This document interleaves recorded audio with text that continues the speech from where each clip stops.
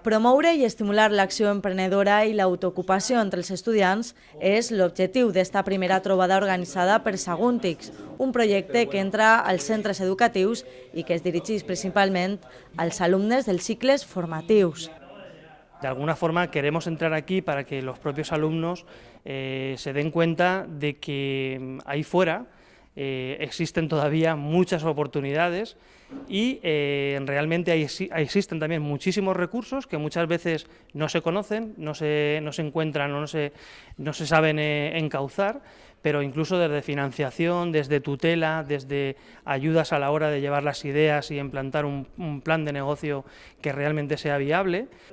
Els estudiants de l'Institut de Secundària Camp de Morvedre del Port de Sagunt que han participat en esta primera jornada han conegut de primera mà un cas d'emprenedor d'èxit que a més és exalumne del propi centre.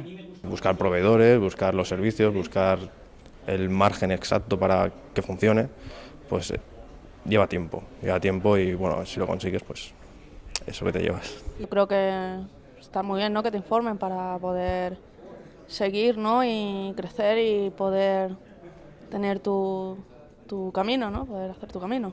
Coger tus ideas y poder más o menos hacer pues lo mismo.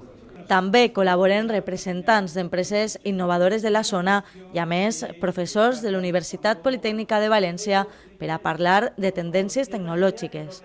Uno de los objetivos sería demostrar que yo no soy más que ellos ni cualquier otro empresario. O sea, cualquier otro empresario empiezan ahí sentados o en la universidad, pero no por estar aquí sentados y no tener nada en estos momentos no implica que no vayan a conseguir nada en el futuro.